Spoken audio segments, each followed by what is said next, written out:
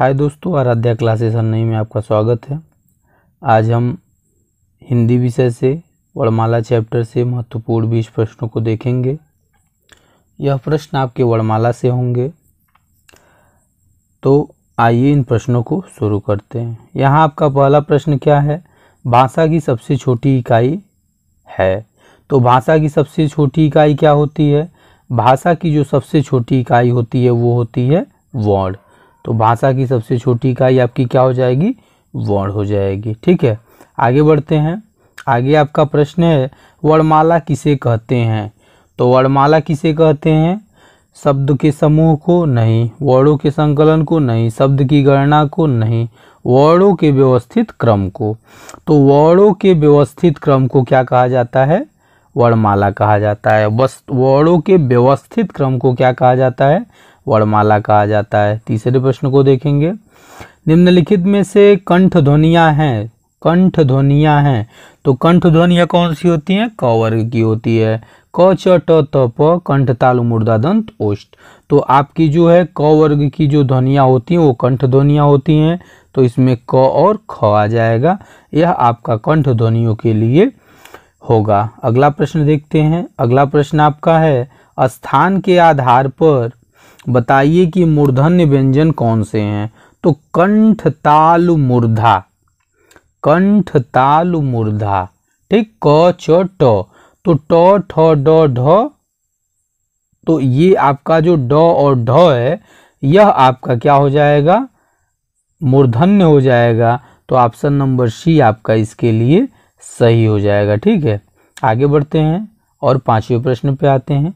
निम्नलिखित में से अल्प प्राण वर्ग वर्ण कौन से हैं? तो अगर हम बात करते हैं अल्प प्राण वर्ण की, तो आप जानते हैं ऐसा वर्ण बोलने पर जो हमारे शरीर के अंदर से कम जो है प्राणवायु निकलती है वो अल्प प्राण के रूप में होते हैं। ठीक है, तो यहाँ अगर आप अल्प प्राण के लिए देखेंगे तो अल्प प्राण के लिए क्या हो जाएगा? जैसे हम बोलते हैं क, फिर ख, ग, घ, तो अगर आप यहाँ देखें तो आपका अल्प प्राण के लिए क्या हो जाएगा? क ग वाला ऑप्शन हो जाएगा। क ग का ऑप्शन जो है आपका इसमें अल्प प्राण के लिए उपयुक्त होगा। ठीक है, महाप्राण क्या होता है? महाप्राण होता है जिसमें महाप्राण, जिसमें हमारे शरीर से हवा क्या हो? ज़्यादा निकले। और इसके लिए ट्रिक क्या होता है? अगर हम जो है क से अंग तक लिखते हैं 5 अक्षर, तो क ख ग घ अंग 5 अक्षर हुआ। इसी प्रकार से आगे भी हम लिखते हैं तो हमारा अल्प प्राण के लिए क्या चलता है? हमारा अल्प प्राण के लिए चलता है 135। अल्प प्राण के लिए क्या चलता है? 135। यानी पहला अक्षर, तीसरा अक्षर और पांचवा अक्षर अल्प प्राण के रूप में होते हैं। और महाप्राण के रूप में कौन होते हैं? महाप्राण के रूप में आपके होते हैं बचे हुए, यानी कौन? 24 जो होते हैं आपके, यह महाप्राण के रूप में आते हैं। 24 का मतलब दूसरा अक्षर और चौथा अक्षर। ठीक है, आइए आगे बढ़ते हैं, अगले प्रश्न को देखते हैं। निम्नलिखित में से नासिक के व्यंजन कौन है? तो नासिक के व्यंजन क्या होता है? प्रत्येक वर्ग का जो पांचवा अक्षर होता है वह आपका नासिक के व्यंजन के रूप में आता है। वो कौन कौन सा है? अंग, इय, और आपका ड़ और न, फिर आपका म। तो अंग, इय, ड़, न, म जो होते हैं आपके वो नासिक के व्यंजन होते हैं। तो यहाँ से आपका ये जो इय है ये आपका उत्तर हो जाएगा। ठीक है, आइए आगे देखते हैं। अगला प्रश्न है आपका ए ऐ वर्ण क्या है? ए ऐ वर्ण क्या है? तो ए ऐ वर्ण क्या है भाई? ए ऐ वर्ण ये नासिक के नहीं है, मूर्धन्य नहीं है, ओष्ठ ए ऐ, ओष्ठ का इसमें कोई यूज नहीं हो रहा है, ये कंठ तालव्य हो जाएंगे। ए ऐ वर्ण आपके क्या हो जाएंगे? कंठ तालव्य हो जाएंगे। आइए अगले प्रश्न को देखते हैं। अगला प्रश्न है हिंदी वर्णमाला में अयोगवाह कौन है? तो अयोगवाह कौन से वर्ण है भाई? अंग और अह।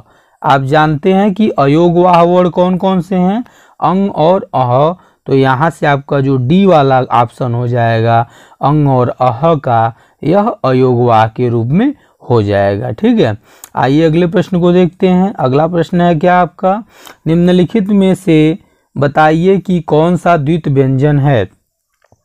कौन सा द्वित्व व्यंजन है? तो द्वित्व व्यंजन के लिए क्या होता है, ऐसा वर्ण जिसमें उसी के साथ आधा वाला जुड़ा हुआ हो, वो द्वित्व व्यंजन के रूप में आता है। जैसे आपका यहाँ पे क्या है, दिल्ली। जैसे आपका क्या है, दिल्ली। इसी प्रकार से क्या हो जाएगा, पन्नी। ठीक है, इसी प्रकार से आपका क्या हो जाएगा, पन्नी हो जाएगा। इसी प्रकार से आपका जो समान वर्ण जुड़े हुए हैं वही द्वित्व व्यंजन के रूप में आते हैं। ठीक है, अगला प्रश्न आपका क्या है, श श श ह कौन से व्यंजन हैं। स श श ह कौन से व्यंजन हैं? तो स स स ह जब बताया गया है आपको कि जब हम बोलते हैं श श श ह तो यह बहुत ही हमारे मुख के अंदर रगड़ खा के निकलते हैं बाहर, और इसी रगड़ की वजह से हम इन्हें क्या कहते हैं, हम इसे संघर्षी बोलते हैं, या फिर हमें इन्हें क्या कहते हैं, ऊष्म व्यंजन कहते हैं। ठीक है, तो यहाँ देखिए प्रकंपी, स्पर्शी, संघर्षी, स्पर्श संघर्षी। तो यहाँ जो है संघर्षी आपका सही हो जाएगा। अगर संघर्षी ऑप्शन में नहीं रहता, ऊष्म रहता, तो आपका ऊष्म सही हो जाता। ऊष्म संघर्षी ये जो है हो सकते हैं। ठीक है, इसी प्रकार से हम आगे बढ़ते हैं और 11वें प्रश्न को देखते हैं। निम्नलिखित में बताइए कि नवीन विकसित ध्वनियाँ कौन सी हैं। तो इसमें नवीन विकसित ध्वनियाँ कौन सी हो जाएंगी, नवीन विकसित ध्वनियाँ यानी किन ध्वनियों को बाद में चल के जो है नवीन रूप में विकसित किया गया। तो इसमें आपका आता है ख और ग। ठीक है, यह जानिएगा, यह बहुत ही महत्वपूर्ण है। इसमें आपका आता है ख और ग आता है। आगे बढ़ते हैं, अगले प्रश्न को देखते हैं। अगला प्रश्न है, निम्नलिखित में से कौन सा घोष वर्ण है। निम्नलिखित में से कौन सा घोष वर्ण है? तो आप बताइए। घोष को ही हम सघोष कहते हैं। एक चीज ध्यान दीजिएगा, जो हमारा घोष है वही हमारा क्या है, सघोष है।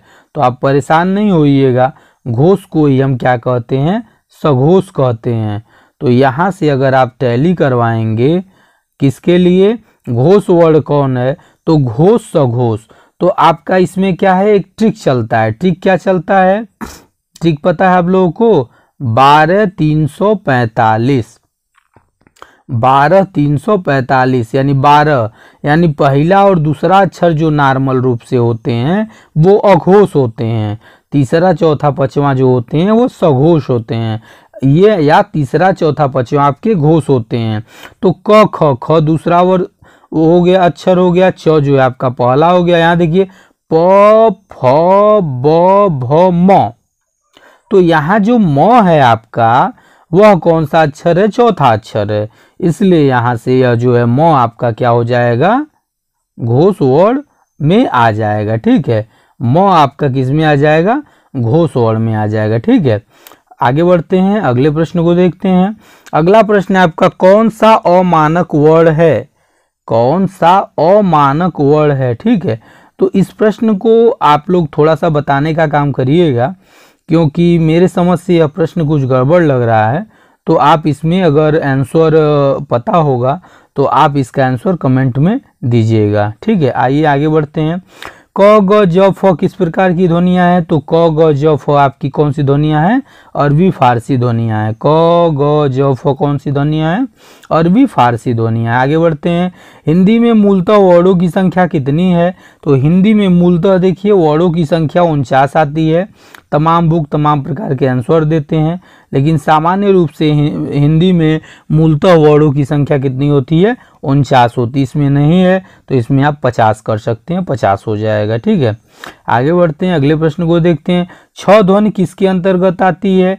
तो छ ध्वनि किसके अंतर्गत आती है भाई, मूल स्वर नहीं, घोष वर्ण।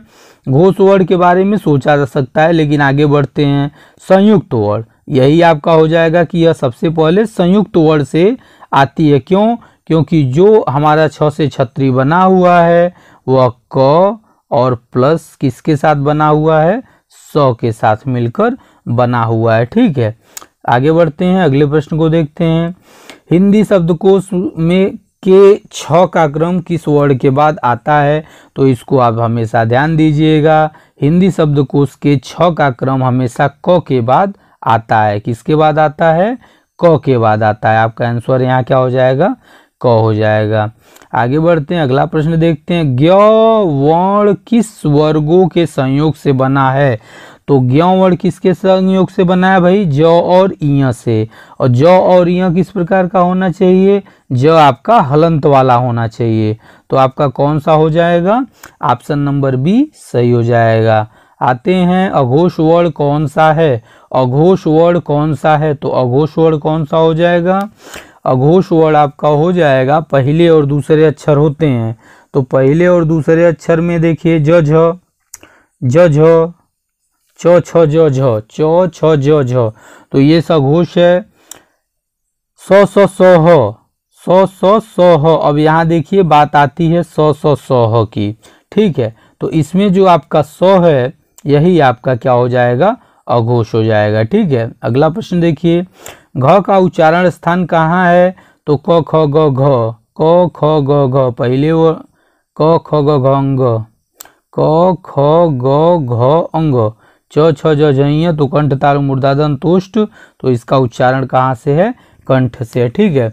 तो इस प्रकार से हमारे जो है 20 प्रश्न समाप्त होते हैं, और जो है आप इसे अच्छे से कर लीजिएगा, एक बार और देख लीजिएगा। Okay, thank you.